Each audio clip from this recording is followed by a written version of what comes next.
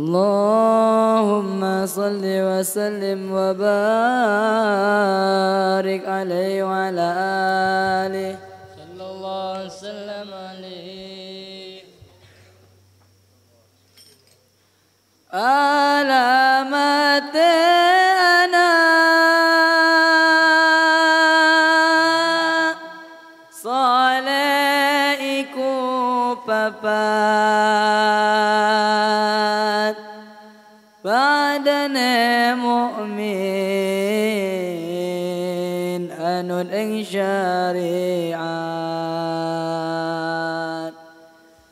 kang dinisane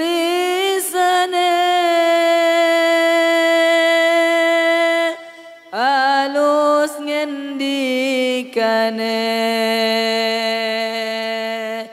kapindo mulya ken ing wong tuwane alamate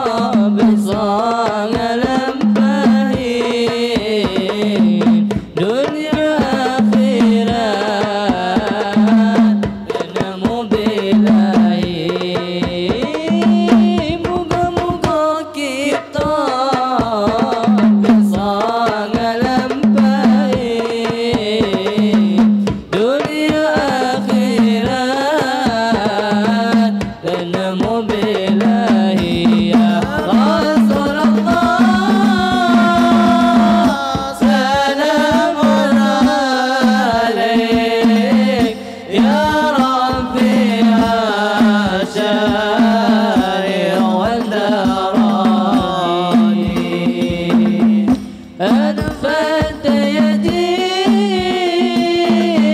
رأت العالمين يا ويل الجور والكرم سكن علماء أو بتوتر علامة wajah ingkang dari jujur ikut saking ulama awet pitutur alamat wajah ingkang dari jujur moga-moga kita bisa ngelempai dunia akhirat dan nemu bilahi moga-moga kita bisa ngelempai dunia akhirat dan nemu bilahi ya Rasulullah salamun alaik ya Rafi asyari wa taradi anfat yadi ra'at العالمين يا ويل الجود والكرم اللهم صل وسلم وبارك عليه وعلى آله Bismillahirrahmanirrahim. Alhamdulillahi Rabbil Alamin. Wassalatu wassalamu ala Sayyidina Maulana Muhammadin wa ala alihi wa sahbihi ajma'in amma ba'd. Rabbi yassir wa la tu'assir, Rabbi tammim bil khair. Rabbana asrah lana sudurana wa yassir lana umurana wa umural muslimin wahlul 'uqdatam min lisanina yafqahu qawlana bisanadina al-muttasili ila imamil khatimatil hufaz al-imam Jalaluddin As-Sayyuti rahimahullahu ta'ala wa qaddasallahu sirrahu wa adaman nafa'a bi ulumihi wa barakatihi wa nafahatihi wa madatihi wa karamatihi fid daraini amin. Ada 2 kosong, ada 1 kosong diisi. Bisanadina al-muttasil ila imam al-khatimatil hufaz al-imam Jalaluddin As-Sayyuti rahimahullahu ta'ala wa qaddasallahu sirrahu wa adaman nafa'a bi ulumihi wa barakatihi wa nafahatihi wa madatihi wa karamatihi fid daraini amin. Kita lanjutkan hadis nomor 7415. Hadis diriwayatkan dari Sayyidina Abi Hurairah radhiyallahu an dari kitab Imam Baihaqi, kitab Syu'abil Iman. Nabi sallallahu alaihi wasallam bersabda, "Lau anna abdaini, jikalau sesungguhnya 2 orang hamba tahabba fillah, saling mencintai kedua-duanya karena Allah, saling mencintai kedua-duanya karena Allah. Wahidun fil masyriq, itu badal dari domir alif yang ada pada tahabba. Wahidun fil masyriq, 1 orang ada di timur. Wal akharu fil maghrib, yang satunya ada di barat. La jama'allahu, sungguh mengumpulkan oleh Allah Subhanahu wa ta'ala, bainahuma, antara keduanya dua hamba, yaumal kiamati, pada hari kiamat. Sungguh mengumpulkan oleh Allah Subhanahu wa ta'ala bainahuma, antara keduanya dua hamba pada hari kiamat. Yaqulu, berfirman Allah Subhanahu wa ta'ala, hadzal ladzi, inilah orang, kunta, yang ada kamu dulu di dunia, tuhibbuhu, engkau mencintainya, fiyya, karenaku. Jadi mahabbah fillah itu tidak perlu ketemu ternyata. Cukup dengan mengenal biografi seseorang, kelebihan seseorang, keunggulan seseorang, kesolehan seseorang yang kita baca, baik terpisah karena jarak yang jauh atau terpisah karena waktu yang jauh.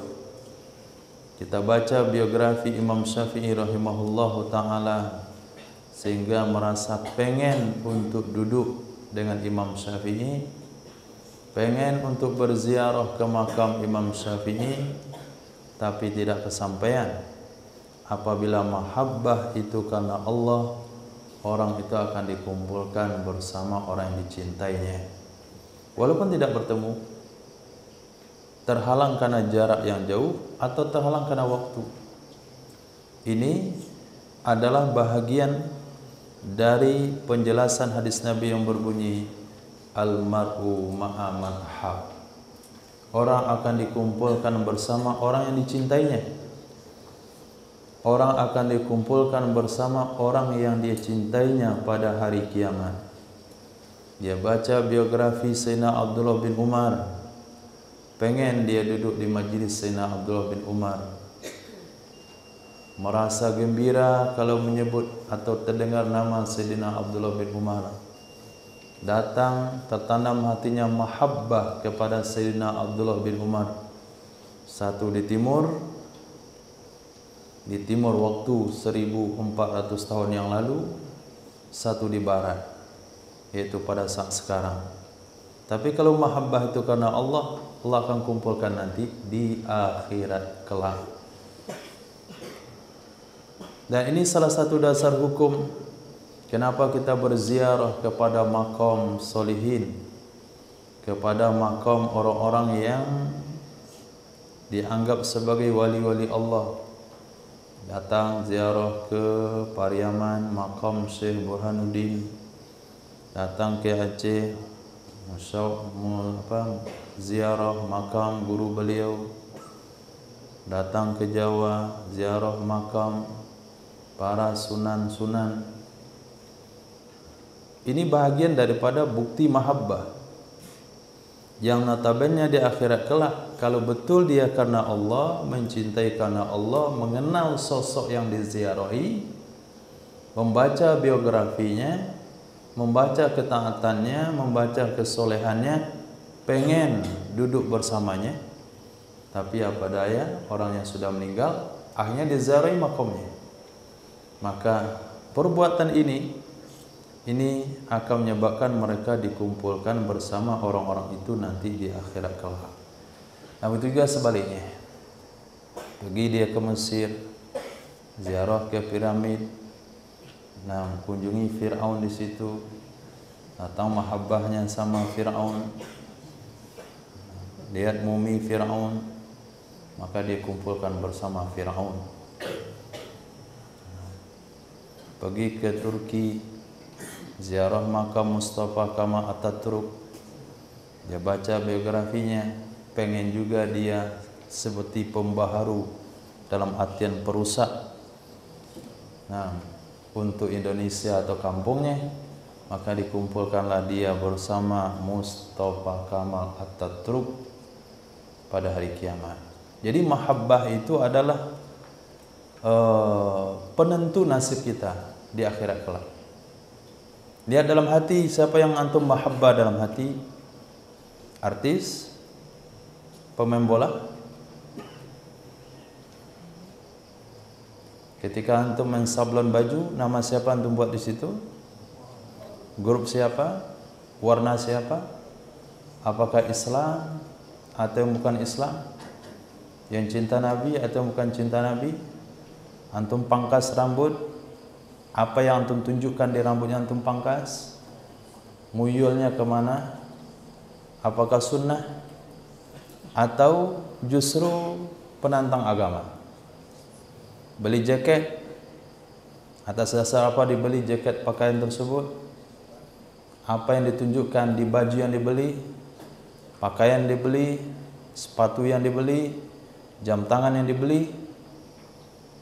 Itu adalah menunjukkan mahabbah, siapa yang ada dalam hatinya. Nah, kalau dalam hatinya ada orang-orang yang tidak dicintai oleh Allah, dia akan dikumpulkan bersama orang-orang itu di akhirat kelak. Tapi kalau dalam hatinya adalah sahabat, tabi'in, ahli hadis, ahli fikih, ahli tafsir, ahli tasawuf, wali-waliullah, maka dia akan dikumpulkan bersama orang-orang itu di akhirat kelak. Nah, adzan. Nah, silakan adzan, nanti kita sambung.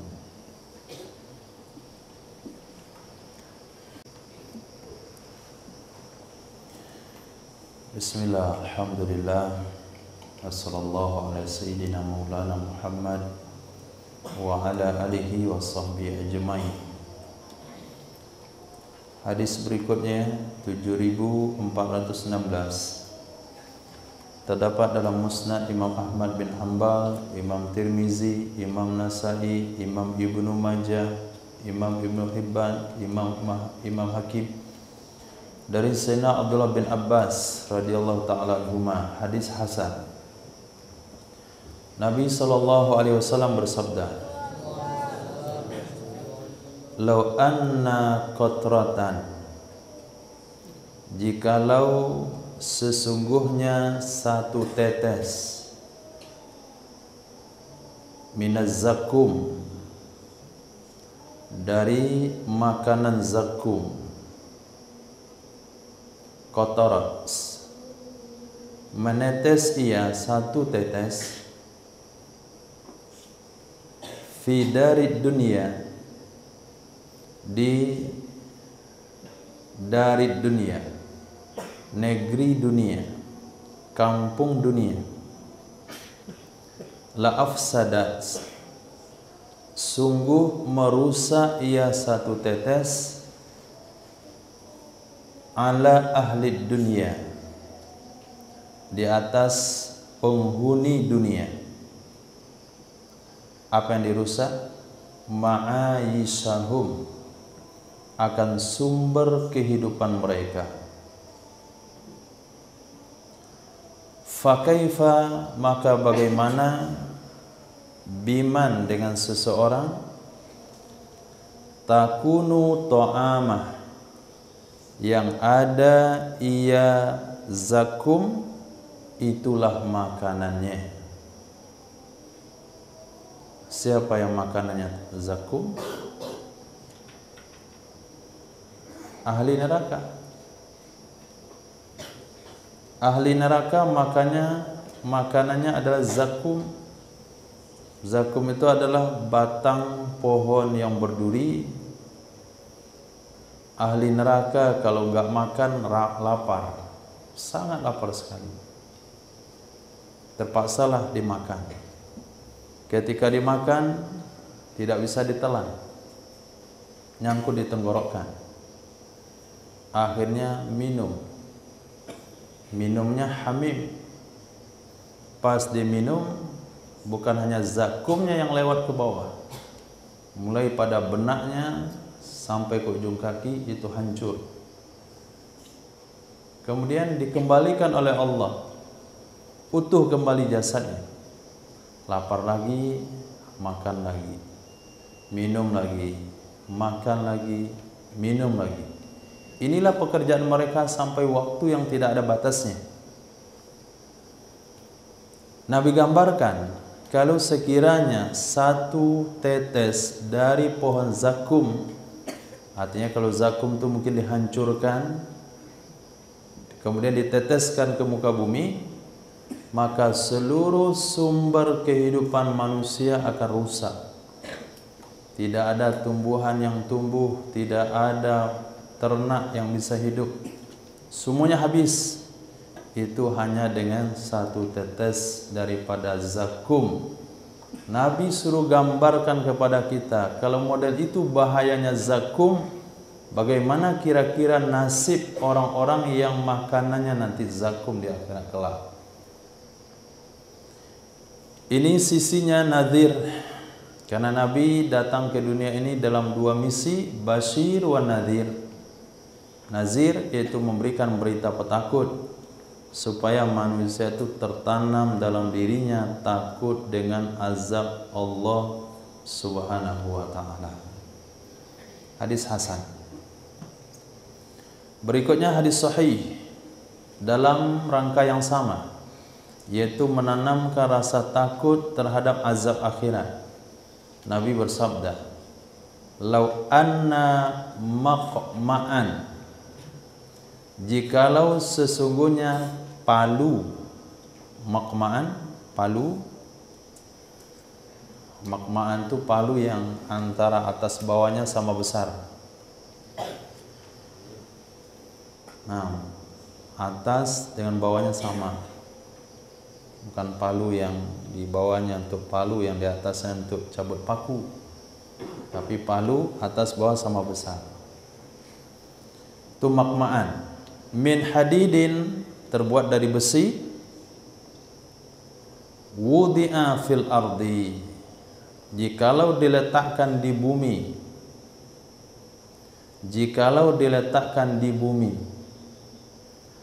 fajtama'a lahu, lalu berkumpul baginya palu thaqalan, oleh jin dan manusia.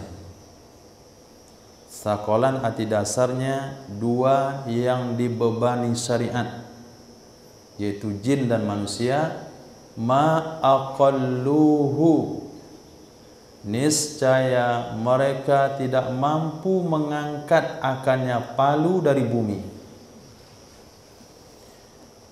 Niscaya mereka tidak akan mampu mengangkat akannya palu dari bumi. Walau duribal jabal, dan jikalau dipukul akan gunung, bimakmain, dengan palu, min hadidin, dari besi, kama yudrabu ahlun nar, sebagaimana dipukul penduduk neraka, sebagaimana dipukulkan kepada penduduk neraka, latafattat, sungguh hancur ia gunung, wa ada wubaro, kembali ia gunung menjadi debu. Hadis sahih. Ini juga dalam rangka bagaimana seorang muslim menanamkan rasa takut kepada Allah tentang azab akhirat, tentang azab di neraka. Di neraka katanya dipalu, pagi, siang, malam kena palu. Nah, kalau kita sebut palu itu kebayang paling besar itu yang untuk menghancurkan beton, untuk menghancurkan bangunan. Tapi palu akhirat itu Nabi sabdakan, kalau diletakkan di bumi, berkumpul semuanya jin dan manusia, ngangkatnya nggak bisa mereka angkat. Dipalukan ke gunung, gunung jadi debu. Tapi ada bahasa isyarat yang disampaikan Nabi di sini, kembali jadi debu. Ini menunjukkan bahasanya gunung itu asal usulnya debu. Nah, hadis sahih. Hadis berikutnya Nabi SAW bersabda. Hadis ini diriwayatkan ketika Sayyidina Hanzalah radhiyallahu taala anhu pulang ke rumah, bercanda, bergurau sama anak keluarga, berubah hatinya. Dia sadari hal tersebut. Beda kondisi hatinya ketika berada dalam majlis Nabi. Akhirnya Sayyidina Hanzalah keluar di rumah mengatakan nafaqa Hanzalah. Nafaqa Hanzalah. Hanzalah telah jadi orang munafik. Hanzalah telah menjadi orang munafik. Kedengaran oleh Sayyidina Abu Bakar As-Siddiq radhiyallahu anhu, ditanya kenapa Hanzalah jadi orang munafik. Diceritakanlah kondisinya. Ketika kita duduk di majlis Nabi, seolah-olah surga ada di depan, seolah-olah neraka ada di depan mata. Tinggi rasa harap masuk surga, tinggi rasa takut menjauh daripada neraka, seolah-olah pengen selalu dalam ibadah, tidak mau dengan kelalaian. Tapi ketika pulang ke rumah, lupa itu semuanya, ikut tertawa, bergurau dan sebagainya. Ini dikatakan oleh Sayyidina Hanzalah berarti dia sudah munafik. Berbeda kondisi hatinya ketika di rumah daripada di hadapan Rasul. Datanglah kepada Nabi, Sayyidina Abu Bakar katakan, saya juga demikian. Disampaikanlah apa yang dirasakan kepada Nabi. Nabi bersabda. Apa sabda beliau? Lau annakum, jikalau sesungguhnya kalian wahai sahabat, takununa, jadi kalian semuanya, takununa, jadi kalian semuanya, ala kulli halin, di atas setiap keadaan, di atas setiap keadaan, di masjid, di rumah, di pasar, di kantor, di sawah, di mana saja, pagi, siang, malam, sendiri, bersama orang ramai, alal halah, atas satu keadaan, atas satu kondisi. Kondisi yang mana? Allati antum alaiha indi, kondisi yang kalian berada di atasnya, kondisi ketika berada di dekatku. Kondisi yang kalian berada di atasnya, kondisi kalian berada di dekatku. La sofahatkumul malaika, sungguh akan berjabat tangan kepada kalian oleh para malaikat. Bi akufihim, dengan telapak-telapak tangan mereka. Walazaratkum, dan sungguh mengunjungi ia para malaikat akan kalian, fi buyutikum, di rumah-rumah kalian. Nah, apa yang bisa pahami dari hadis ini? Bukan bertoleransi atau tidak waspada dengan hati yang berubah ketika kesendirian. Tetap waspada. Bukan berarti Nabi membiarkan, oh itu biasa itu. Kalau kalian berubah kondisi hati tidak seperti di majelis saya, itu biasa. Bukan itu yang dimaksudkan dalam hadis ini. Tetapi itu memang fitrahnya manusia. Berubah keadaannya ketika keluar daripada majelis kebaikan. Pasti akan berubah. Jangankan kita di akhir zaman, di zaman sahabat itu akan berubah. Tapi kerisauan Sayyidina Hanzalah tidak dibantah oleh Nabi SAW. Nabi tidak menyalahkan kerisauan tersebut. Nabi tidak menyalahkan sikap memperhatikan kondisi hati dalam setiap saat dan keadaan. Yang kedua yang kita simpulkan dari hadis ini, bahwasanya keberadaan sahabat di hadapan Nabi SAW itu mampu merubah kondisi hati mereka. mampu merubah kondisi hati mereka ketika berada di majelis Rasul sallallahu alaihi wasallam. Maka para ulama, setinggi apapun makom kewalian seseorang, ini tidak bisa menandingi makam suhbah, makom duduk bersama Nabi sallallahu alaihi wasallam walaupun satu kali. Begitu juga makom tabi'in tidak bisa ditandingi oleh tabi'in. Sekali duduk, walaupun sekali duduk berhadapan dengan satu dari sahabat Nabi sallallahu alaihi wasallam. Begitu juga seterusnya dan seterusnya. Artinya dalam hadis ini Nabi menggambarkan kepada kita ada ruhaniyat yang diwariskan oleh Nabi kepada sahabat, sahabat kepada tabi'in, tabi'in kepada tabi'in, tabi'in terus kepada generasi setelahnya. Itu artinya tidak bisa belajar online untuk agama. Tidak bisa belajar sendiri untuk agama. Tidak bisa belajar lewat siaran langsung untuk mendalami agama. Kenapa? Ada ruhaniyat yang disalurkan dari generasi ke generasi. Sehingga Nabi sallallahu alaihi wasallam bersabda, memandang kepada para masyayikh, para orang-orang soleh itu merupakan ibadah. Yang kedua, pastikan kita ada di dalam rekaman para ulama, ada muka kita di rekaman para ulama. Kita berusaha hati kita, nama kita ada di dalam hatinya para ulama. Nah, ketika Allah memandang kepada hati para ulama, di situ tersimpan nama kita.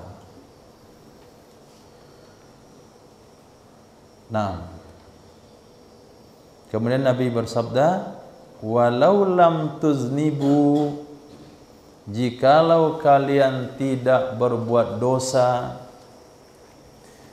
jikalau kalian tidak berbuat dosa, laja Allahu biqaumin, sungguh mendatangkan oleh Allah dengan satu kaum, yuznibuna, mereka berbuat dosa, kai yaghfira lahum, supaya Allah memberi pengampunan kepada mereka. Antum perhatikan dua hadis sebelumnya dengan hadis yang sedang kita baca. Hadis pertama bercerita tentang zakum. Ini menanamkan rasa takut kepada Allah. Hadis kedua bercerita tentang palu jahanam, palu neraka. Ini juga menanamkan rasa takut kepada Allah. Ketika rasa takut itu timbul, seperti yang dirasakan oleh Sayyidina Hanzalah radhiyallahu an, lalu Nabi berikan, kalau kalian tidak berdosa, pasti Allah akan ganti generasi yang berbuat dosa dan Allah mengampuni mereka. Apa yang bisa dipahami di hadis itu? Sudah didorong rasa takutnya, terlalu berlebihan rasa takutnya, diberi hadis kegembiraan. Dia beri hadis untuk melonggarkan rasa takut. Ketika longgar rasa takutnya, dimunculkan hadis rasa takut. Sehingga hadis Al-Quran yang berbicara tentang rahmat Allah, tentang azab Allah itu bukan bertolak belakang. Kedua-duanya dimunculkan dalam waktu yang sama. Gunanya untuk menjaga keseimbangan. Menjaga keseimbangan dalam hati, jangan kepedean dengan ketaatan sehingga merasa jadi ahli surga, tidak takut lagi di neraka. Jangan juga terlalu takut sehingga putus asa dari rahmat Allah, sehingga merasa tidak layak masuk surga. Maka dikatakan al-iman bainal khaufi war raja. Posisi iman yang sempurna itu adalah dia berada dalam posisi harap dan takut. Lihat hati masing-masing, kondisinya seperti apa sekarang. Apa kata lu lantang kepada Allah? Baca hadis-hadis yang membuat takut. Apa kata lu takut kepada Allah? Baca hadis-hadis yang penuh dengan harapan. Tapi ingat, ketika sakaratil maut itu tidak boleh dibacakan hadis khauf. Satu-satunya hadis yang boleh dibacakan hanya hadis pengharapan, luasnya pengampunan Allah Subhanahu wa taala. Khair, bisa dipahami. Nah, harap dan takut. Ini kondisi yang diinginkan oleh Allah. Kalian berharap jangan sampai berani berbuat dosa. Kalian takut jangan sekali-kali jauh meninggalkan Allah sehingga tidak mau meminta. Khaufa wa tama'a basyirau wa nadhira. Hadis berikutnya, hadis yang sama. Lau annakum, jikalau sesungguhnya kalian, idza kharajtum, apabila kalian keluar, min indi, dari sisiku, takununa, kalian berada, alal hal, di atas keadaan, alladzi takununa alaih, keadaan yang kalian berada di atasnya. Kalian berada di atasnya, yaitu keadaan ketika bersama Nabi. Keluar dari majlis Nabi, keadaannya masih sama. La safahatkum, sungguh berjabat tangan akan kalian oleh malaikat, biturukil Madinah, di jalan-jalan kota Madinah. Apa reaksi ketika kita disalamin oleh malaikat? Hah? Antum pernah disalami oleh malaikat? Kondisi seseorang yang disalamin oleh malaikat atau sedang disalamin oleh malaikat itu seperti dia tergetar hatinya, berdiri bulu romanya, berlinang air matanya. Itu kondisi orang disalami oleh malaikat. Seperti kesentrum daripada ruhaniyat rasa takut malaikat. Yaf'aluna ma yu'marun, la ya'sunallah ma amarahum ma yaf'aluna ma yu'marun. Kondisi hatinya tidak pernah terlintas berbuat maksiat sama sekali, dan benci dengan maksiat dalam kondisi apapun saat itu, dan siap melakukan ketaatan dalam kondisi apapun, bahkan dia siap memberikan nyawanya pada saat itu. Kondisi saat itulah dia disalami oleh malaikat. Pernah mengalami kondisi itu? Dan mungkin sedang iktikaf di bulan Ramadan, pas ketemu dengan saat qadar, tiba-tiba bulu roma berdiri, kemudian pengen aja berdoa begini. Nah, nggak tahu dengan kondisi sekeliling. Berarti dia sedang disalami oleh malaikat. Nah, kalau kondisi itu setiap hari dan setiap waktu, itu orang itu nggak bisa diajak berdialog lagi. Nah, kalau setiap waktu dan keadaan kondisinya sama, maka dia masuk dalam lingkaran fana fillah. Fana fillah, lenyap dengan Allah, sehingga nggak tahu makan, nggak tahu minum, nggak tahu huru hara di sekelilingnya. Dia fokus saja dengan Allah Subhanahu wa taala. Hal ini tidak terjadi setiap waktu dan keadaan, tidak mungkin.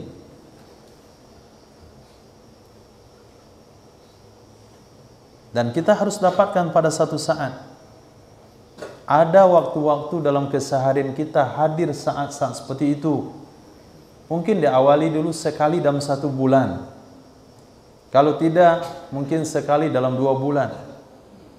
Kemudian naikkan kembali 2 kali dalam 1 bulan hadir saat-saat itu. Kemudian sekali dalam 10 hari. Kemudian sekali dalam 1 hari, ada waktu-waktunya khasyah, sehingga dia tidak peduli dengan tantangan apapun pada saat itu. Itu tasawuf. Nah, muraqabah hati.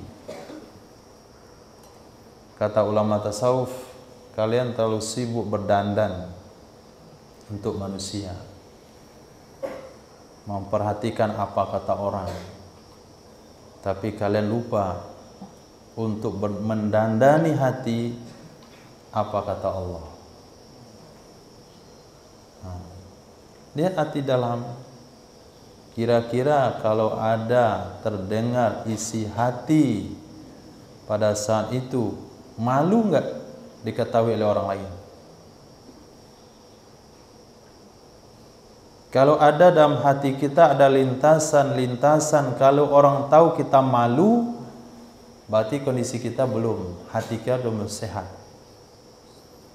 Nah, tapi kalau ada dalam hati kita lintasan-lintasan, niat-niat, hajat-hajat, doa-doa, permohonan-permohonan, kalau orang tahu pun kita enggak malu, itu kondisi hatinya sedang bagus. Nah,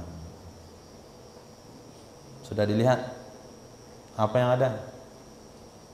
Renang besok pagi? Nah.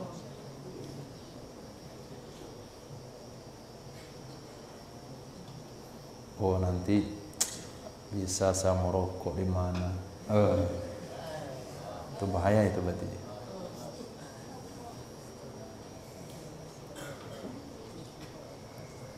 Nampak dalam hati 3 bulan lagi bisa tidur.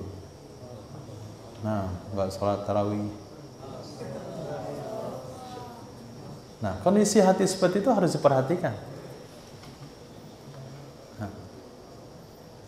Sehingga kita menjaga bagaimana perjalanan hati.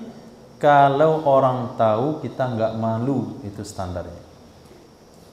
Orang tahu kita enggak malu. Bisa dipahami? Sudah lihat hatinya? Hah? Apa yang ada?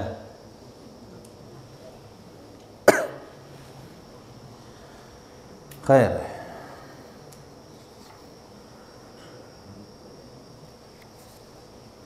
Nah, bagaimana membentuk hati? Nah, kepalang materinya, yaitu dengan zikir qalbu. Zikir qalbu. Kemarin kita sudah baca di Rimbo Data. Pertama, memaksa hati untuk mengikuti zikir lidah. Itu poin pertama. Ketika lidah baca subhanallah, hati paksakan juga baca subhanallah, subhanallah, subhanallah, subhanallah, subhanallah. Dipaksakan setiap waktu. Apabila pemaksaan itu berlangsung selama 40 hari 40 malam, maka hati antum akan mudah mengikuti lidah. Itu maqam ketiga. Subhanallah, enggak perlu dipaksa lagi, dah ikut aja dia. Subhanallah, subhanallah, bergetar langsung, searah dan sejalan. Maqam yang keempat. Nah, dia tidak bisa menahan lidahnya dan hatinya dari berzikir. Itu maqam itu enggak usah dihayalkan. Itu maqam Imam Nawawi. Itu maqam Wali Kutub. Lidahnya ditahan baru bisa berhenti berzikir. Kalau lidah kita gerakkan, nggak bisa juga berzikir. Sudah ada orang kiri kanan berzikir, dia tetap aja diam gitu. Nah, itu lidah apaan itu? Lidah apa itu? Jadi lidah maqam terakhir daripada martabat zikir seperti yang dikatakan oleh Imam Ghazali, yaitu lidah tidak bisa berhenti berzikir kecuali dihentikan. Sehingga Imam Nawawi ketika ke WC dia gigit lidah. Kalau enggak bergerak terus. Kalau enggak gigit, langsung. Ngomong baru berhenti ngomong. Ngomong berhenti dia. Kalau berhenti ngomong, gerak lagi. Nah, itu maqam zikir terakhir. Ya Karim, Masya Allah. Lau annakum, hadis berikutnya. Jikalau sesungguhnya kalian tawakkaluna, kalian bertawakal kepada Allah Ta'ala. Jikalau sesungguhnya kalian tawakkaluna, kalian pasrah kepada Allah Subhanahu wa Ta'ala, haqqa tawakkulihi, akan benar-benar tawakalnya, akan benar-benar penyerahan dirinya, la razaqakum, sungguh memberi rezeki ya Allah akan kalian, kama turzaqut thair, sebagaimana diberi rezeki akan burung, taghdu khimasa, dia berangkat di pagi hari hal keadaan lapar, wa taruhu bitona, dan dia pulang di sore hari dalam keadaan kenyang. Dengan Nabi mencontohkan tawakal seperti burung, berarti sebenarnya bukan berarti dia solat di masjid, zikir, solat, zikir, solat, zikir, solat, Allah yang jamin rezeki. Itu bukan tawakal yang benar. Ketika satu orang sahabat datang ke masjid, dia lepaskan ontanya, lalu dia pergi solat. Kata Nabi, kenapa enggak kamu ikat? Kata sahabat itu, saya pasrah kepada Allah. Kalau Allah berkehendak, onta itu ada di sini. Kalau Allah berkehendak, onta itu lari.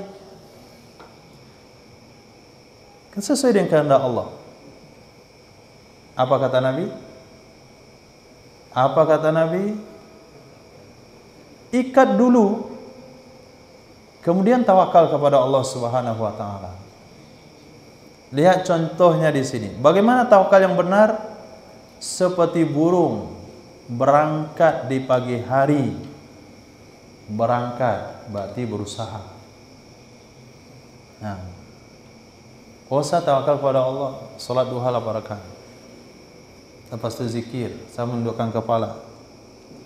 Lepas itu salat zuhur. Kok dah belum datang rezeki saya? Kemudian salat asar. Kemudian salat maghrib.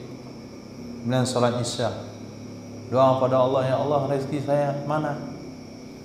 In kana fis sama' fa anzilhu, in kana fil ardi fa akhrijhu, in kana qalilan fa katsirhu, in kana ba'idan fa qaridhu, bihaqi bahaika duhaika wa qudratika. Kata Allah, fa idza qudiyatis shalah fantashiru fil ardi wabtagu min fadlillah. Jadi tawakal amalan hati, usaha amalan syariat. Orang tawakal tanpa usaha, Mu'tazilah atau Jabariyah. Orang yakin dengan usaha tanpa tidak ada tawakal, Jabariyah atau Qadariyah. Yakin dengan usaha, seperti perkataan profesor hari itu. Apa kata dia? Kalau ayam ini saya Tuhannya. Kata dia, kalau saya Tuhan saya Allah, kalau ayam saya Tuhannya, saya bisa berbuat semau saya sama ayam. Saking ahlinya dia dengan ayam. Nah, itu Qadariyah namanya. Terlalu yakin dengan usahanya. Nah, begitu juga orang yang tidak berusaha, itu disebut Jabariyah. Ahlus sunnah wal jamaah adalah tawakalnya seperti burung, taghdu khimasa wa taruhu bitona, berangkat di pagi hari mempasrahkan atas kehendak Allah dalam keadaan tidak punya apa-apa, dan dia akan pulang sore hari dengan mendapatkan rezeki dan mendapatkan pahala dari usaha tersebut. Nabi bersabda, ada dosa yang Allah tidak ampuni kecuali dengan cara sulitnya mencari nafkah. Hadis sahih, bukan hadis dhaif. Hadis berikutnya, Nabi SAW bersabda, "Lau amana bi asratun," jikalau beriman dengan aku oleh 10 orang dari bangsa Yahudi. Lau amana bi, jikalau beriman dengan aku asratun oleh 10 orang dari bangsa Yahudi, la amana bil yahudu, sungguh beriman denganku oleh Yahudi semuanya. Kalaulah ada 10 orang yang beriman dari Yahudi, maka Yahudi itu akan beriman semuanya dengan Nabi SAW. Tapi karena pemuka-pemuka Yahudi itu tidak mau beriman, karena mereka hasad dan dengki, mereka sudah mendapatkan berita dan kelahiran Nabi akhir zaman, tapi mereka berharap dari keturunan mereka. Bahkan mereka sampaikan kepada masyarakat Madinah. Apa kata mereka pada masyarakat Madinah? Ingat nanti, kalau Nabi akhir zaman lahir, kami akan berjuang bersamanya, akan memerangi kalian. Kata Yahudi kepada masyarakat Madinah. Tapi ketika Nabi lahir, tahu-taunya dari bangsa Arab, mereka balikkan faktanya. Robah sifat-sifat Nabi dalam kitab Taurat. Padahal mereka kenal Nabi SAW. Ya'rifunahu kama ya'rifuna abna'ahu. Mereka mengenal Rasul seperti mengenal putra-putra mereka sendiri. Akhirnya mereka tidak mau beriman. Yang beriman hanya hitungan jari, berarti tidak sampai 10. Sayyidina Ka'ab Ahbar, pendeta Yahudi yang masuk Islam. Sayyidina Abdullah bin Salam, pendeta Yahudi yang masuk Islam. Kemudian kawan-kawannya. Kesulitan ulama tafsir memberi contoh bangsa Yahudi yang beriman yang masuk Islam. Antum baca dalam tafsir Jalalain, pasti contohnya Abdullah bin Salam wa ashabi. Nggak ada contoh lain. Kalaulah sempat 10 saja yang beriman, Yahudi yang lain akan ikut beriman. Ini saking sedikitnya Yahudi yang beriman dengan Nabi sallallahu alaihi wasallam. Hadis berikutnya, lau akhta'tum, jikalau kalian berbuat salah. Lau akhta'tum, jikalau kalian berbuat salah, hatta tablugha khatayakum, sehingga sampailah kesalahan-kesalahan kalian sama'a, ke langit. Summa tubtum, kemudian kalian bertaubat. La taballahu alaikum, sungguh menerima taubat oleh Allah di atas kalian. Nah, ini hadis Bashir, berita gembira. Ini diriwayatkan kepada orang-orang yang sudah mau bertobat tapi ragu taubatnya diterima oleh Allah. Sudah memperbaiki diri tapi ragu perbaikan dirinya sudah betul atau belum. Allah sudah menerimanya atau belum. Maka hadis ini diriwayatkan sama mereka, atau hadis ini disampaikan kepada orang yang sakaratil maut, supaya dia husnuzon di akhir hayatnya kepada Allah. Nah, Nabi sabdakan, kalau kesalahan kalian itu sampai ke langit sekalipun, kalau mau bertobat kepada Allah, pasti Allah terima taubatnya. Lau azinallahu ta'ala fit tijarah, jikalau mengizinkan oleh Allah Subhanahu wa ta'ala fit tijarati, untuk berdagang, li ahlil jannati, untuk penduduk surga. Kalau Allah izinkan berdagang untuk penghuni surga, lattajaru fil bazzi wal aitir, sungguh mereka berdagang pada bahan pakaian dan minyak wangi. Sungguh mereka berdagang pada bahan pakaian dan minyak wangi. Ini isyarat dari Sayyidina Rasul sallallahu alaihi wasallam. Nah, dagang itu dagang bahan pakaian, yang kedua dagang parfum. Dagang buah susah.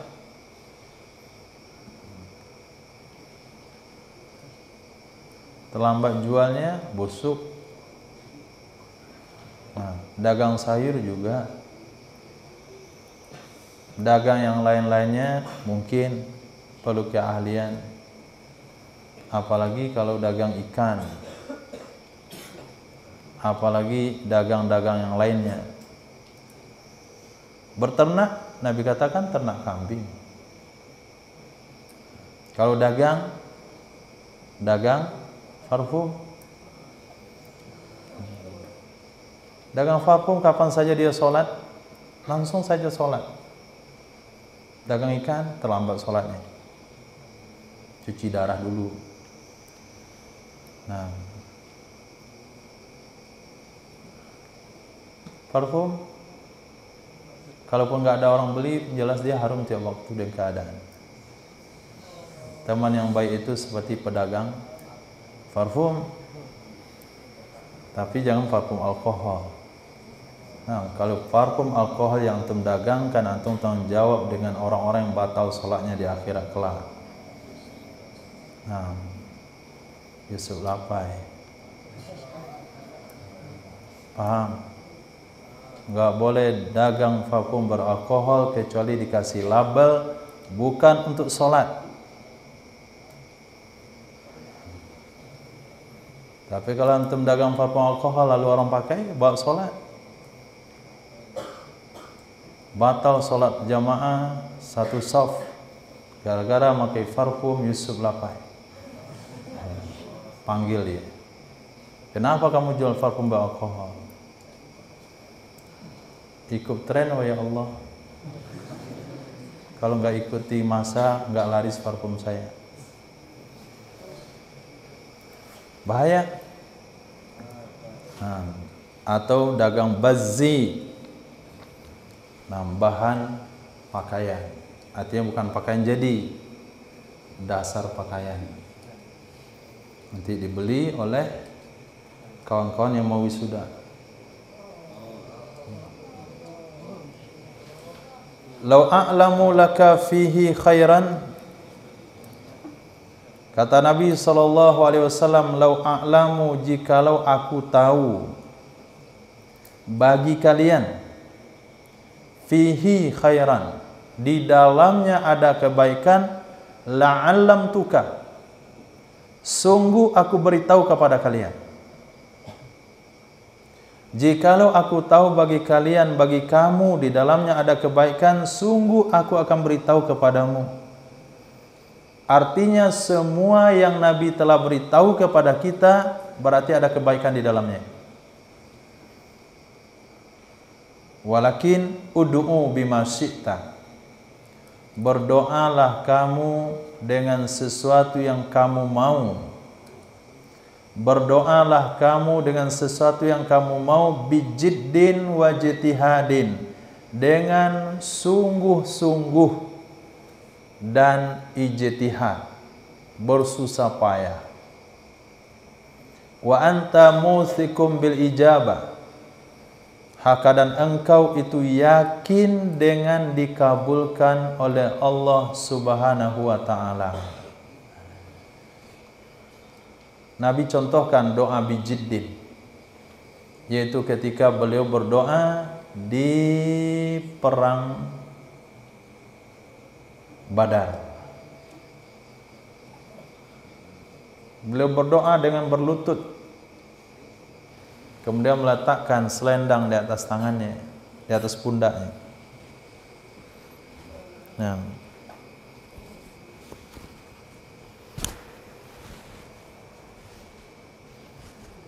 Nabi berdoa di malam hari. besok akan bertemu dengan musuh. Nabi katakan, ya Allah, kalau engkau biarkan besok orang-orang ini mati, maka kamu tidak akan lagi disembah di muka bumi. Akhirnya Nabi berdoa sehingga Sayyidina Abu Bakar katakan, cukup wahai Nabi, cukup. Setiap kali Nabi berdoa, jatuh selendangnya, dinaikkan oleh Sayyidina Abu Bakar. Doa lagi, jatuh lagi, dinaikkan. Cukup wahai Nabi, cukup. Doamu dikabulkan oleh Allah Subhanahu wa ta'ala. Jadi bukan hanya muthikun bil ijabah, kamu meyakini dengan dikabulkan oleh Allah, tapi muthikun, kamu membuat yakin orang lain doa itu dikabulkan oleh Allah. Kamu membuat orang yakin, muthikun, bukan wathikun. Kalau wathikun yakin, kalau muthikun membuat orang yakin. Berarti kondisi kamu berdoa itu membuat orang yakin doa itu dikabulkan oleh Allah. Ini doa deh, bersila gini.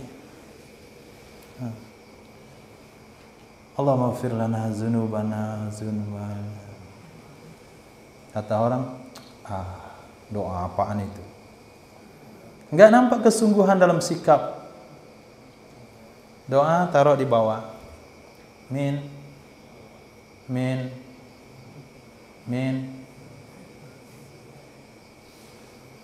Kita aja katakan tuh doa layak nggak diterima. Kita katakan nggak layak. Kita aja nggak yakin doanya dikabulkan oleh Allah. Sama dengan minta uang sama bapak. Pak, kasih uang pak. Minta uang lah, tangannya di bawah. Itu nggak ada kesungguhan. Duduk iftirash, menghadap kepada Allah, kiblat muka ke telapak tangan, tundukkan kepala, baca dengan sungguh-sungguh. Akhir hadis, li'anna afdalad du'a, sesungguhnya sebaik-baik doa, sesungguhnya sebaik-baik doa, ma kharaja minal qalbi, sesuatu yang keluar dari hati, bijiddin wajtihadin, dengan sungguh-sungguh dan usaha yang maksimal. Fadzalikal ladzi yusma, itulah doa yang didengarkan oleh Allah. Wa yustajabu, doa yang dikabulkan oleh Allah. Wa in qalla, walaupun sedikit. Mana doa yang keluar dari hati? Itu doa yang dikabulkan oleh Allah Subhanahu wa ta'ala. Hadis berikutnya Nabi SAW bersabda, law tasaltum minal mazdi, jikalau kalian mandi dari madi,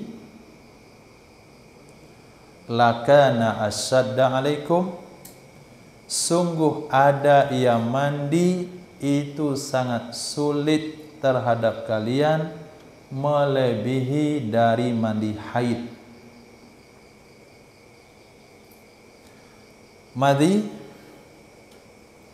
itu adalah air yang keluar ketika seseorang syahwatnya setengah naik. Sayyidina Ali karamallahu wajhahu meminta kawannya untuk bertanya kepada Rasul yang bernama Sayyidina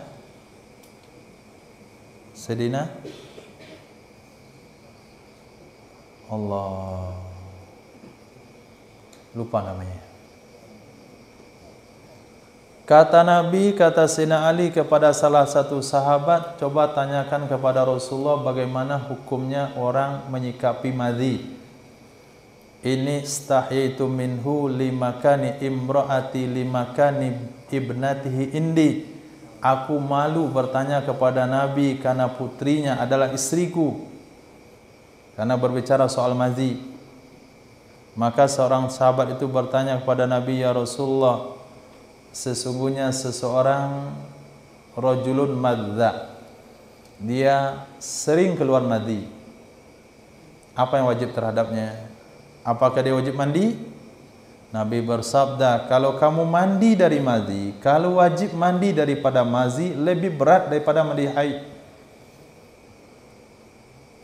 Akan Nabi katakan, cuci saja mazi tersebut karena dia adalah najis dan tidak wajib mandi.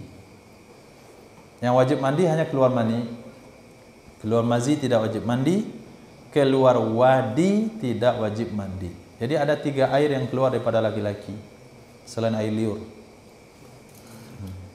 1 madi, yang kedua wadi, yang ketiga mani. Mani wajib mandi, mazi tidak, wadi tidak. 6. Lau afalati ahadun min dommatil qabri, jikalau bisa keluar seseorang daripada dommah, cakupan atau kurungan kubur.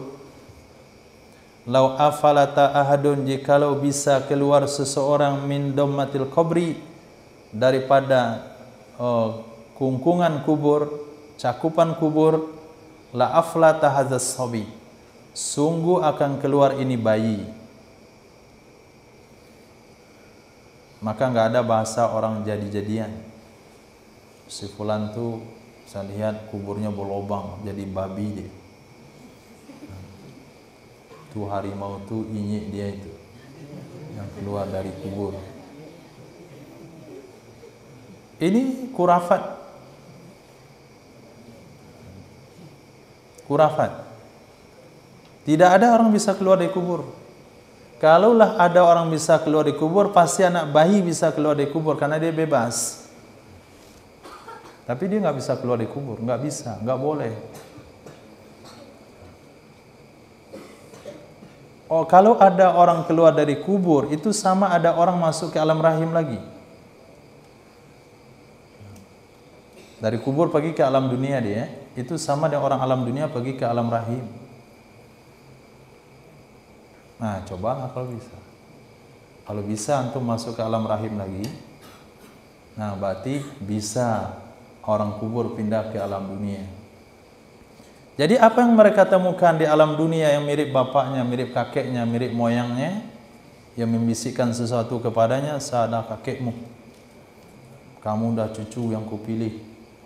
Kamu bisa ngobati orang gila. Dikasihlah dia jampi-jampi. Setiap dia ngobatin orang nampak kakeknya di samping. Itu semuanya jin. Yang disebut dengan qarin. Jin yang selalu menyertai kehidupan orang itu di masa hidup. Sehingga dia merekam bagaimana cara bicaranya, bagaimana cara berjalannya, apa hobi makanannya, semuanya direkam oleh jin itu. Ketika si fulan sudah meninggal dunia, jin ini menyupai daripada orang meninggal tersebut untuk menyesatkan generasinya. Maka nggak ada bahasa percaya kepada nenek moyang, kakek, buyut, macam-macam lah yang sudah mati, yang punya karomah, lalu menyebabkan seseorang itu tahu perkara gaib, lama-lama jadi dukun. Khair. Pastikan hadis ini, nggak ada orang yang bangkit dari kubur jadi hidup lagi. Terakhir, lau aqsamtu, jikalau aku bersumpah, lal barartu, sungguh aku akan menepati sumpah tersebut. Lau aqsamtu, jikalau aku bersumpah, lal barartu, sungguh aku menepati sumpah tersebut. Kalau Nabi bersumpah, itu pasti Nabi tepati. Apa sumpah Nabi salah satunya? La yadkhulul jannata qabla sabiki ummati. La yadkhul. Jazam. Rafa. La yadkhulul jannata, tidak ada seseorang yang masuk surga sebelum orang-orang yang duluan dari umatku. Sabiki umati, orang-orang yang duluan dari umatku. As-sabiqunal awwalun, orang-orang yang duluan masuk surga dari generasi awal. Itu nggak ada umat yang bisa mendahulunya. Ini bukan berarti umat Nabi masuk surga semuanya dulu, kemudian baru umat Nabi Musa. Termasuk umat Nabi Musa nunggu di mahsyar, menunggu yang dibakar dalam neraka 1 juta tahun, bukan. Yang tidak didahului yang masuk surga oleh umat yang lain adalah umat Nabi yang langsung masuk surga, yang duluan masuk surga. Maka Nabi bersabda, haram bagi Nabi yang lain masuk surga selain aku masuk surga. Tidak boleh umat yang lain masuk surga selain umatku yang masuk surga. Umatku yang mana? Umatku yang sabik, yang masuk surga tanpa hisab. Kemuliaan yang Allah berikan kepada umat Nabi Muhammad sallallahu alaihi wasallam. Alhamdulillah. Silakan duduk. Mungkin ada pertanyaan.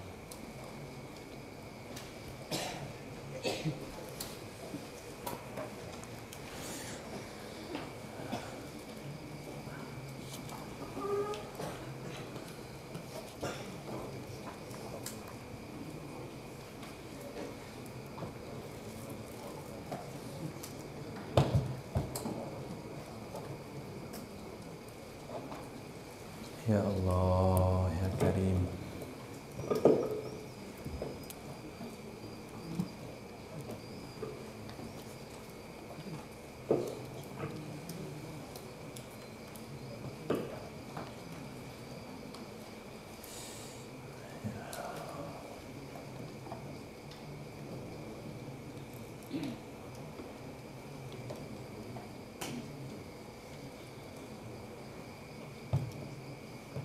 Bismillah. Izin tanya Ustaz. Ya Pak, silakan. 2 pertanyaan. Pertama tadi ada keraguan sedikit ketika berdoa. Jadi disampaikan sikap dan caranya untuk doa. Kita paham. Cuma sedikit keraguan berdoa itu dari dalam hati. Bagaimana kalau ketika seorang berdoa tidak bersuara, air matanya mengalir tanpa suara, ini maksudnya. Yang kedua tentang jin qadim tadi Ustaz. Peristiwa yang telah membuat hati kita tak nyaman ketika kematian seorang kasus Nia di Pariaman. Sampai kejadiannya ya seolah jin itu bisa mengungkap semua masalah gitu. Dan Nia ini memang jadi satu kematian yang menarik hati-hati orang dunia dan membuat banyak orang simpatisan jadi. Bagaimana kita menyikapi hal ini? Saya pribadi ketika mendengar cerita itu, saya yakin itu yang berbuat jin, itu saya nggak ragu. Cuma bagaimana kita menyikapi masyarakat seolah meyakini, ya cuma begitu. Dia bisa mengungkap sendiri kematian yang lewat jin dia gitu. Terima kasih Ustaz. Terima kasih, jazakumullah khair. Doa yang Nabi sabdakan sebaik-baik doa adalah yang keluar dari hati. Ketika digunakan bahasa keluar dari hati, secara lafzi ini menunjukkan doanya dengan lisan, tapi keluarnya dari hati yang paling dalam. Kita mungkin pernah berdialog, pernah mendengar curhatan, pernah mendengarkan penyampaian dari seseorang. Ada yang kita lihat dia ngomong hanya lidah saja. Ada sebagian orang ngomong tuh dari hatinya. Saya tahu sekali dia ngomong tuh tadi dari hati. Nah, jadi bahasa hadisnya sama, dari hati. Maka berdasarkan hadis ini bukan menafikan kita berdoa dalam hati itu tidak boleh. Sebagaimana doa adalah zikir dan zikir dalam hati saja itu boleh. Berarti doa dari dalam hati saja boleh. Diam, nggak kedengaran apa yang diucapkan, tapi yang ngomong adalah hatinya saja. Itu termasuk doa yang didengar oleh Allah Subhanahu wa taala. Itu mungkin salah satu doa yang mungkin bisa kita praktekkan kalau kita khusyuknya doa ada di sana. Tetapi berkaitan dengan hadis ini tidak bisa dibawa kepada pemahaman tersebut. Kenapa? Karena hadis menggunakan bahasa doa yang keluar berarti terucap dari lidah, keluar bersumber dari hatinya. Nah, jadi untuk mafhum hadis ini hanya ditempatkan kepada doa dengan lisan tapi keluar dari hati yang paling dalam. Maknanya memang sungguh-sungguh, bukan bahasa kalau nggak dikasih nggak apa-apa, kalau nggak dibantu nggak apa-apa. Tapi ketika dia berdoa itu memang sangat berharap Allah berikan bantuan pada saat itu juga, atau Allah berikan solusi yang lain. Memang dia sangat perlu dalam kondisi berdoa itu. Kalau kita kan hari ini hanya doa sebagai rutinitas, selesai sholat. Kadang-kadang kita baca hanya hafalan. Nah, kita baru saja belajar berdoa, menghafal doa atau membaca doa yang benar.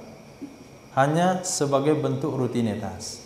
Beda halnya ketika seseorang dalam kondisi sudah bergantung sama yang lain, tidak ada harapan, satu-satu harapan hanya bergantung kepada Allah. Di saat itulah doa muncul dari hati yang paling dalam, yang terkeluar daripada lidahnya. Nah, dan yang meleleh itu juga doa yang dikabulkan oleh Allah Subhanahu wa taala. Tapi adab-adab doa yang kita baca, yang kita dengar dari hadis Nabi, ketika Nabi melewati satu orang, apa Nabi sabdakan? Lau qala amin la wajabat. Kalau dia baca amin di ujung doanya ini, pasti Allah kabulkan. Maka sahabat yang dengar tadi datang kepada orang sedang berdoa, kamu baca amin di ujung doamu supaya dikabulkan oleh Allah. Berarti doanya terdengar. Kemudian Nabi juga melintasi sahabat berdoa dengan kalimat, ya man la tarahul uyun wa la yasiful wasifun. Itu juga terdengar oleh Nabi SAW. Alangkah indahnya pujian-pujiannya kepada Allah. Kalau dia berdoa pasti dikabulkan oleh Allah. Berarti dari sekian dari sekian cerita hadis tentang doa sahabat, itu semuanya didengar oleh Nabi SAW. Berarti doa yang dianjurkan itu yang keluar daripada lisan, yang bersumber dari hati, dan tidak bertentangan atau tidak dianggap salah kalau doa orang hanya dalam hati saja, karena Allah Maha tahu dengan doa seseorang dalam hati. Bahkan ulama tasawuf sampai pada satu keadaan itu bukan keadaan yang dituntut, tapi keadaan yang ada pada individu daripada ulama tasawuf. Apa kata mereka? Nah, qad kafani ilmu rabbi min su'ali wa ikhtiyari. Cukuplah Allah yang tahu dengan apa hajatku dan memintaku, sehingga dia tidak meminta. Ini makom suatu tertentu yang tidak dianjurkan kalau kita sudah sampai pada tempat tersebut. Yang dianjurkan bagi kita adalah berdoa kepada Allah Subhanahu wa ta'ala. Ud'uni astajib lakum. Yang kedua, tentang jin korin. Pasti kalau kiranya itu polisi punya kemampuan berdialog dengan jin misalnya, dia nggak perlu mengungkap kasus mencari bukti, cukup dia dengarkan apa kata jin itu. Karena jin korin itu hadir bersama orang yang dibunuh. Tapi sikap seperti itu tetap tidak boleh. Dalam surah jin Allah katakan dia termasuk orang yang bekerja sama dan minta tolong kepada jin, dan itu tidak dibolehkan. Nah, sikap kita kepada masyarakat memberitahukan yang sebenarnya, memberikan yang sebenarnya, bahwasanya sikap seperti itu adalah sebuah kesalahan. Kenapa? Karena syariat kita menetapkan hukum pembunuhan, kasus perzinahan, dan hukum-hukum yang lainnya berdasarkan saksi laki-laki yang adil. Nah, 4 orang bagi kasus zina, 2 orang bagi kasus-kasus yang lain, apakah pembunuhan, pencurian, dan sebagainya. Itu ditetapkan dengan saksi laki-laki yang adil. Wanita tidak boleh, budak saya tidak boleh, anak-anak tidak boleh, orang jujur tapi tidak adil tidak boleh. Syaratnya laki-laki balik, berakal, merdeka, adil, dalam artian tidak pernah melakukan dosa besar dan tidak berkekalan atas dosa kecil, mencukupi jumlahnya 4 untuk saksi zina, 2 untuk kasus yang lain. Ada yang bisa menerima wanita, ada yang tidak. Kalau Nabi tahu, Nabi bisa menghukum dengan wahyu, Nabi bisa menghukum dengan ilham, Nabi bisa menghukum dengan pemberitahuan dari malaikat. Bisa dihukum dengan pemberitahuan dari malaikat. Bahkan Nabi sabdakan, malaikat turun memberitahukan kepada Nabi nama-nama orang munafik di kota Madinah. Dicatat namanya dan keturunannya. Maaf, nama dan nama ayahnya beserta sukunya diberikan kepada Sayyidina Huzaifah ibn al-Yaman. Apa kata Sayyidina Umar bin Khattab? Kita bunuh saja orang munafik itu, wahai Rasul. Apa kata Nabi? Orang-orang akan menilai Muhammad telah membunuh kawan-kawannya sendiri. Karena orang munafik kan ikut sholat bersama Nabi. Penampilannya Islam, cuman hatinya yang kafir. Nabi bersabda, nahnu nahkumu bil-zawahir wallahu yatawallas sarair. Allah menghukum, kita diperintahkan menghukum yang nampak-nampak saja. Yang batin itu Allah yang urus. Ketika seseorang dilaporkan kepada Nabi, bertanya, ya Rasulullah, bagaimana kira-kira kalau saya pulang, saya ketemu ada orang berduaan dengan istri saya, apakah saya penggal kepalanya kedua-duanya? Nabi tidak mau dengan pernyataan seperti itu. Betul, beberapa hari berikutnya terjadi hal yang sama dengan sahabat yang bertanya. Dia pulang ke rumah, dia ketemu laki-laki dengan istrinya, dia datang pada Rasulullah, ya Rasulullah, apa yang harus saya buat? Kalau saya ngomong, saya akan dicambuk 80 kali. Karena saya telah menuduh istri saya berzina dan tidak ada bukti. Kalau saya diam, saya menjadi setan akras, diam di atas kemaksiatan keluarganya. Kalau saya bunuh orang itu, saya akan dibunuh. Bagaimana harus saya berbuat? Turun firman Allah. Orang yang melihat kejadian zina terhadap keluarganya, dia cukup bersumpah 4 kali. Asyhadu billahi innani laminas sadiqin. Asyhadu billah innani la minas sadiqin bima ramaitu biha bizina. Asyhadu billah innani la minas sadiqin bima ramaitu biha bizina. Aku bersaksi dengan nama Allah, aku orang benar tuduhanku zina kepadanya.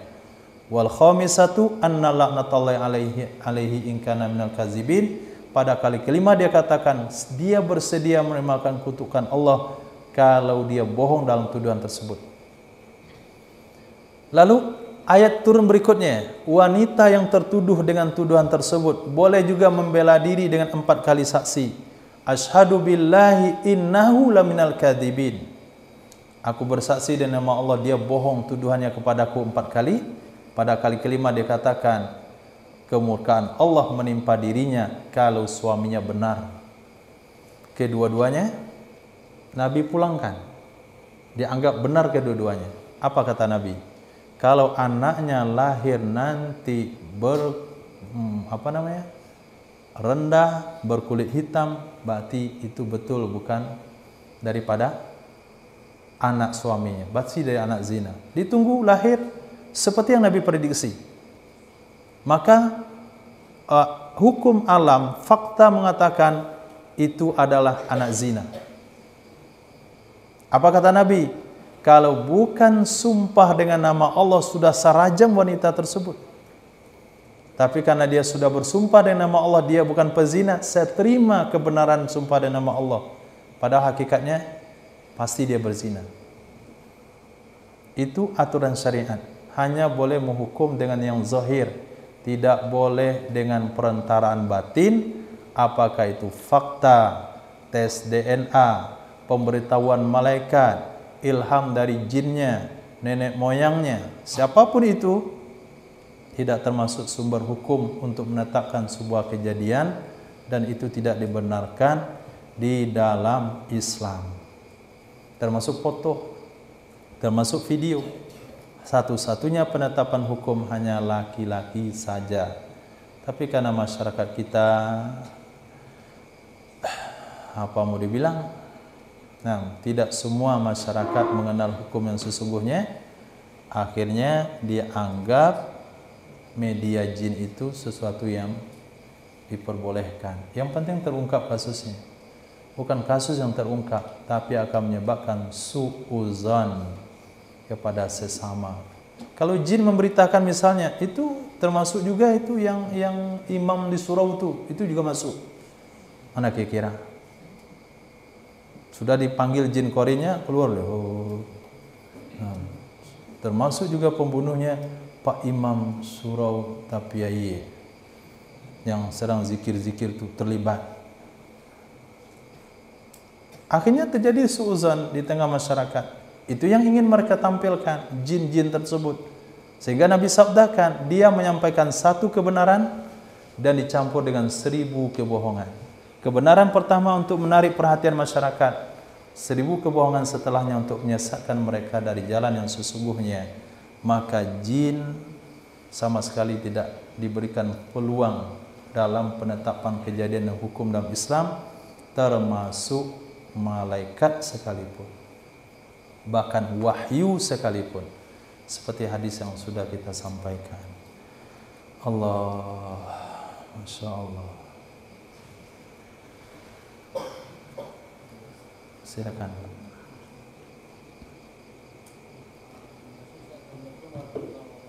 Waalaikumsalam warahmatullahi wabarakatuh. Menyambung apa yang ditanyakan oleh orang tua kita tadi, Ustaz, tentang kasus zina, tapi pelakunya mengakui salah seorang, Ustaz. Bagaimana pula cara menyikapinya, Ustaz? Terima kasih. Assalamualaikum warahmatullahi wabarakatuh. Waalaikumsalam warahmatullahi wabarakatuh. Ketika Sayyidina Ma'iz radhiyallahu ta'ala anhu, salah satu sahabat terlibat dalam kasus zina, datang kepada Nabi SAW.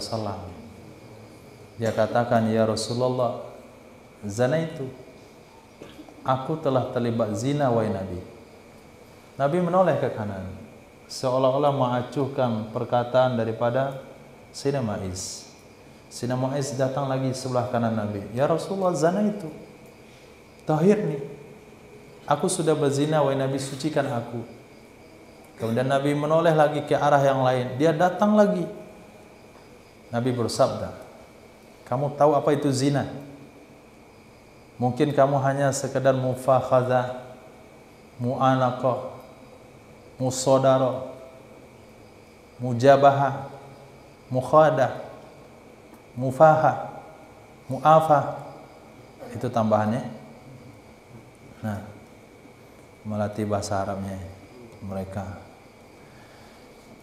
Nah, kata Sayyidina Ma'iz radhiyallahu, betul wahai Nabi, saya tahu zina itu apa? Seperti ember yang masuk sumur, seperti kayu celak yang masuk dalam botol celak.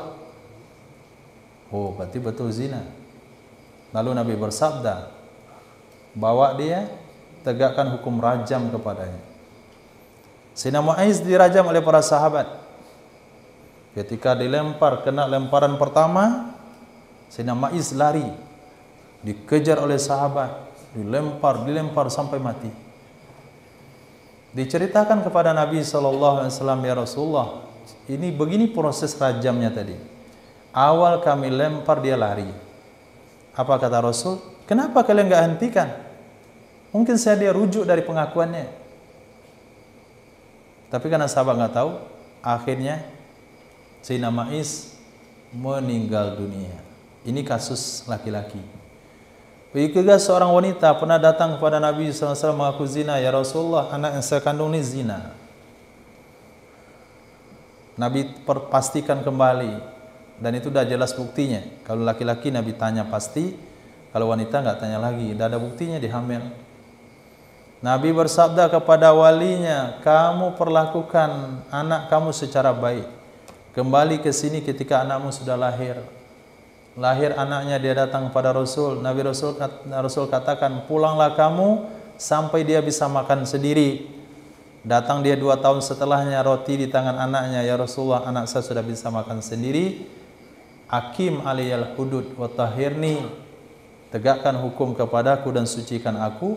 Akhirnya diperintahkan wanita itu untuk diikat auratnya supaya tidak terbuka dan dirajam, lalu meninggal dunia dan disolatkan oleh Nabi SAW.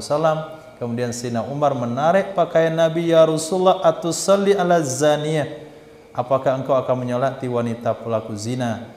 Nabi bersabda, wahai Umar, lau kusimat taubatu ala ahlil Madinah lawasi'anhum. Kalau taubatnya dibagikan kepada masyarakat Madinah, taubat ini cukup buat mereka semuanya.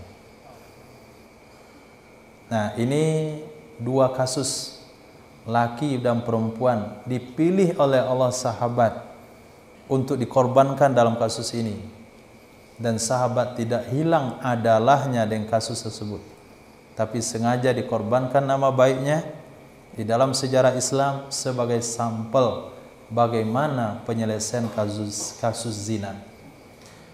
Maka dari hadis tersebut ulama mengistimbat, apabila ada orang mengaku berzina, maka dianjurkan untuk menyindir supaya dia menarik pengakuannya. Nah, bukan buru-buru kita, betul mau kami sucikan, belilah kerikil 1 pekak, besok pagi kami lempar kamu sampai mati. Nggak ada anjuran agama begitu. Kalau ada orang mengaku berzina misalnya, maka kita dianjurkan, ini bukan kita ya, hakim, pengadilan dianjurkan untuk memberikan isyarat supaya orang tobat dengan Allah. Jangan cerita soal zina, tobat saja dengan Allah. Nah, ini pada hari ini dicek, betul atau enggak. Ini kan luar daripada aturan Islam. Karena sesungguhnya yang diinginkan dari hukum zina itu adalah supaya orang tidak terlibat zina. Bukan ingin membunuh orang sudah terlibat zina. Kalaulah keinginan hukum itu adalah supaya membunuh orang yang terlibat dengan zina, Nabi langsung putuskan Sayyidina Ma'iz untuk berzina, enggak perlu Nabi isyarat. Kata ulama, kenapa Nabi berbolak-balik 3 arah sampai mengatakan tidak, seolah-olah tidak mau mendengar yang kasus tersebut. Ulama fikih mengistimbat dari hadis tersebut, dianjurkan untuk menyindir orang tersebut, menarik pengakuannya di zina. Cukuplah dia sudah mengakui dan dia bertobat kepada Allah Subhanahu wa taala. Yang kedua, penerapan hukum itu tidak boleh individu dan masyarakat, harus di pihak negara. Nah, kalau hari ini negara tidak akan terapkan hukum zina sama kita, sama orang-orang yang terlibat zina, maka pada saat ini mereka cukup menutup kasusnya serapat-rapatnya, kemudian mengadu hanya kepada Allah Subhanahu wa ta'ala. Ini cara orang yang sudah terlibat zina dan dia mengakui. Kita tidak boleh mengungkitnya, tidak berbicara tentang, tidak berselidiki kapan. Kamu terlibat zina kapan? Sama siapa? Dan siapa? Bila itu? Berapa kali? Oh ini, cabul dia berarti. Nah, ketika dia mengatakan saya terlibat zina, cukup. Nah, enggak usah cerita.